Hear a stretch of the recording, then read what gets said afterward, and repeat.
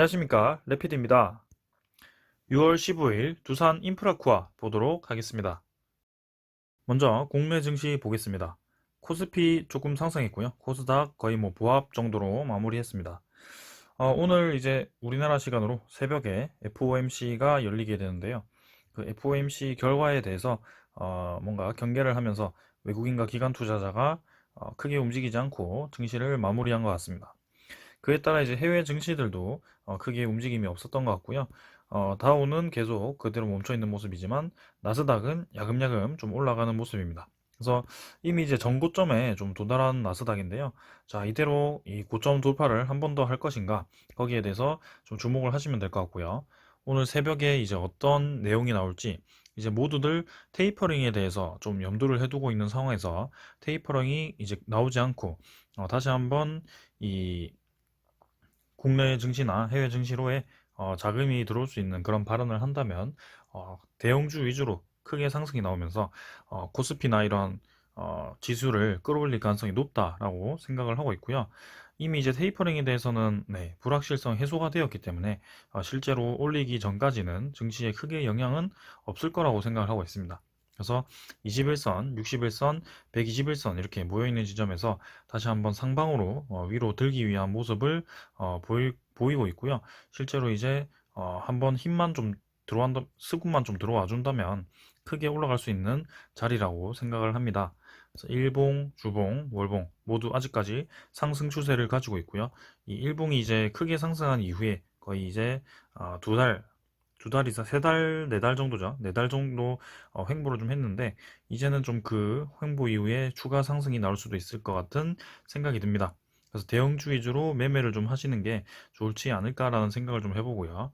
외국인 기관이 이틀 연속 우리나라 증시에서 빠져나가긴 했지만 내일 또 어떻게 이 FOMC 결과에 따라 수급이 어떻게 변할지 주목을 하면 좋을 것 같습니다. 그 다음에 코스닥이고요. 코스닥도 마찬가지 크게 변화 없이 1000포인트를 목전에 두고 있습니다. 그래서 이 1000포인트가 다시 한번 돌파가 가능할 것인지 아닌지 거기에 주목을 좀 하면 좋을 것 같고 이 1000포인트를 넘어가는 순간 다시 한번 이 고점을 향해서 크게 올라갈 수 있는 자리라고 생각을 하고요. 한번 기대를 하면서 기다려 보겠습니다. 자, 그래서 코스닥도 이렇게 보합 정도로 마무리했지만 내일 어떻게 될지 한번 보겠고요. 어, 이제 해외 증시 선물을 보시면 아직까지 그 FOMC 결과에 대해서 정확한 이제 방향이 나오지 않았기 때문에 유럽 증시라든지 미국 증시는 또다시 보합 정도로 진행이 되고 있고 외환 같은 경우는 조금 올라서 1118원입니다. 그래서 뭐 크게 변화 없습니다. 아직까지는. 채권 수익률은 1.4%대로 계속 유지를 하고 있어서 크게 증시에 부담될 만한 사실은 그건 아니고요. 자, 그래서 다시 한번 대형주 위주로 상승이 나올 것인지 거기에 주목을 하고 내일 장 지켜보시면 되겠습니다. 자, 그 다음에 FOMC 결과에 대해서도 이제 아침에 기사가 좀 나오겠죠. 자, 오늘은 이 정도로 보고 네, 종목 보도록 하겠습니다. 두산인프라코아 보겠습니다. 150원 상승해서 14,800원으로 마무리를 했고요.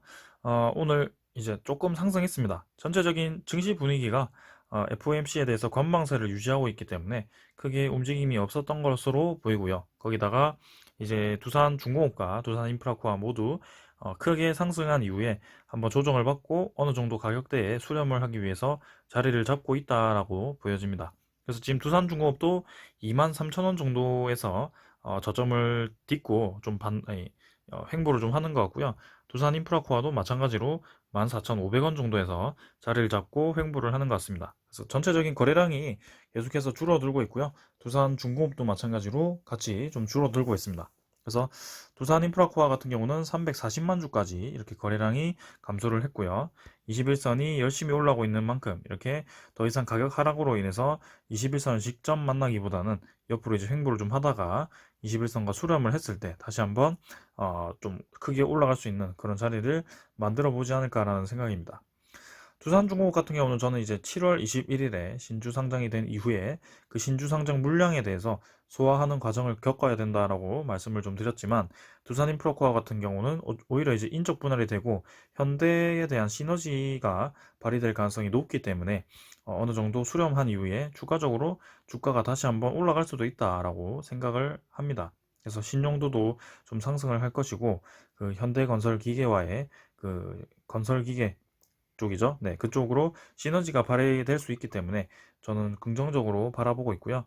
일단은 6월 28일까지 거래가 진행되기 때문에 그때까지는 계속해서 이렇게 횡보 흐름을 이어가지 않을까라는 생각을 해봅니다. 그래서 이렇게 거래량 죽은 채로 크게 재미없게 진행될 것 같은데요.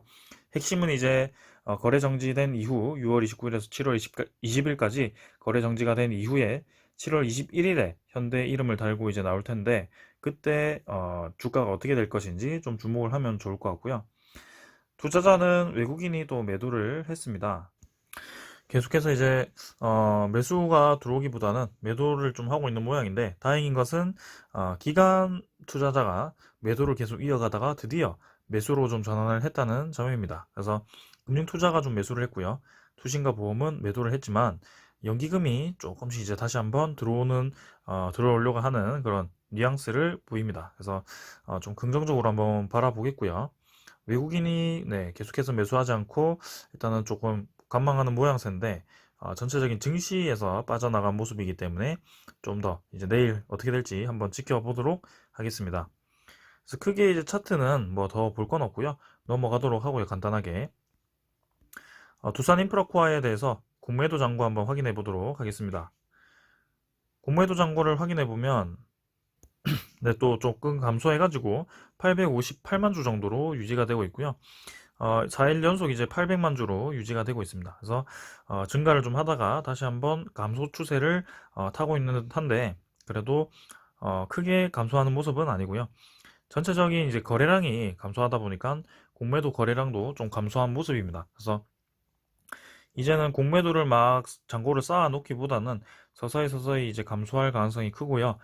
횡보하는 구간에서 이런 식으로 28일까지 6월 28일까지 계속해서 꾸준히 공매도 잔고가 감소될 가능성이 크다라고 보여집니다. 하지만 전량 상환해야 되는 것은 의무가 아니기 때문에 일단은 크게 이제 공매도 쇼커버링을 하면서 주가를 급등시킬 거라는 생각은 하지 않는 게 좋을 것 같고요. 이렇게 횡보하는 구간에서 서서히 서서히 상환할 것으로 보입니다. 자, 그 다음에는 두산인프라코아의 대차 잔고를 한번 확인해 보겠습니다. 대차 잔고는 3,200만 주로 뭐 크게 변화 없는 것 같고요. 두산인프라코아의 수급을 보시면 약간 이제 고점 찍고 대차 잔고가 조금 떨어지긴 했습니다만 뭐 많이 떨어진 것은 아닌 것 같습니다. 거기다가 이제 외국인 투자자의 그 수급을 좀 확인을 해보면 투자자는 여기가 아니죠. 상세로 가서 이제 실제로 어떻게 했는지 한번 보겠습니다. 실제로 보시면 33만 주 매도로 나왔다가 33만 8천 주, 네, 거의 비슷하게 매도를 좀 했고요. 어제에 이어서 오늘도 매도를 했다는 것이 확인이 되었고, 보유율 자체는 뭐 10.2% 정도로 이 정도에서 이제 유지를 좀 하다가 이제 두산중공업으로 그 다음에 현대인프라코아로 이제 분할이 될 것 같네요. 그래서 뭐 크게 수급은 아직까지는 확 돌아온 것은 아니고요. 이 정도로 확인을 하고, 네, 두산 인프라코아 일단 수렴하는 구간에 있기 때문에 조금 더 시간을 가지고 여유롭게 지켜보시는 게 좋을 것 같습니다. 그 다음에는 이제 소식 하나 보고 마무리하도록 하겠습니다. 이제 백신 맞고 회복 중인 글로벌 시장이 네, 건설기계 업계가 호실적을 이어갈 것이다라는 좀 기사가 나왔습니다. 그래서 중국의 이제 단기 이 실적이 감소를 했죠. 네, 4월이랑 5월에 굴착기 판매량이 현대건설기계와 두산인프라코아가 둘 다 감소를 좀 했지만 연간 매출을 본다면 상승할 전망이다. 그래서 주력 굴착기만으로는 조금 불안하니까 품목 다양화가 좀 필요한 시점이다. 이렇게 얘기가 좀 나왔습니다. 그래서 단기간에 이제 실적이 감소하더라도 전체적인 이제 연간 실적은 증가를 할 것이다. 하지만 사실 제일 중요한 것은 매달 증가하는 그 성장세가 유지되어야지 주가가 계속 올라갈 텐데요. 연 전체가 이제 피크를 찍더라도 점점 감소하는 그 흐름이 나온다면 사실 주가는 별로 좋지는 않습니다. 하지만 그렇지 않을 게 뭐죠? 중국 쪽이 좀 감소를 하더라도 어제도 제가 말씀드렸듯이 영국 쪽에서 철거업체 쪽에서 두산인프라코아의 그 굴착기를 많이 관심을 가지고 있고요. 어, 중국 시장뿐만이 아니고 유럽이나 그 다음에 북미, 그 다음에 인도 쪽으로 네, 새로운 시장들이 많이 있기 때문에 크게 걱정하실 필요는 없다고 생각하고요. 중국 쪽에서 이제 가격 싸움이 치열하기 때문에 네, 이렇게 우리나라의 기업 점유율 향상 측면은 좀 더 이제 지켜봐야 된다라고 얘기가 좀 나오고 있고요.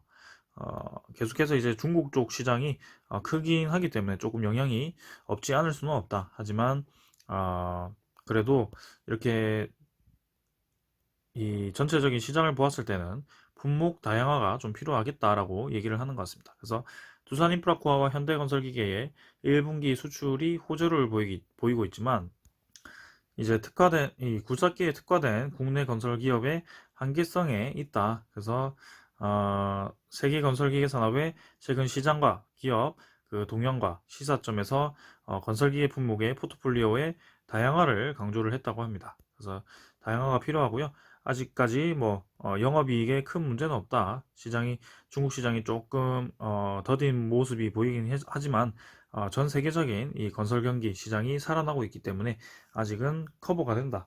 그래서 현대건설기계와의 그 시너지 발휘를 되었을 때 두산인프라코아는 추가로 더 올라갈 수 있다라고 말씀을 드리면서 마무리하도록 하겠습니다. 그래서 지금은 신규 진입보다는 그냥 지켜보시는 게 좋을 것 같고요. 6월 28일 이후에 6월 29일부터는 주식 거래가 정지된다는 것을 잘 생각을 하시고 네, 그 뒤에 인적 분할이 된다는 것을 잘 염두를 하시고 투자를 하시길 바랍니다. 자, 오늘은 여기까지 하도록 하겠습니다. 감사합니다.